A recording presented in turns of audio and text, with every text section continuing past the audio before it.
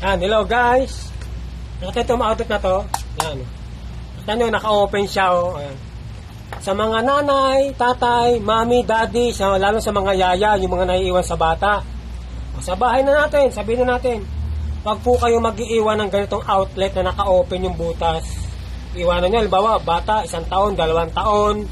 Ito mga delikado sa mga bata to, lalo na sa mga walang alam.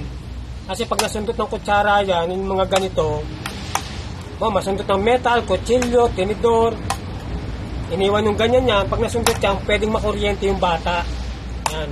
Pag nasundot yan, yan, naka-open siya. Yung iba kasi yan, malalaki yung butas. Pag nasundot ng kutsara o kutsilyo, delikado sa mga bata, pwede silang mamatay.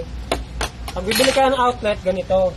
Yan, yung naka-close siya, ganyan, close. Yan ang magandang outlet, close. Safety. Kahit sinong batang maiwan, kahit saksakan ng kutsilya, hindi nila masasaksakan, nakasarado yan. At ang bilhin yung mga outlet. Okay yan.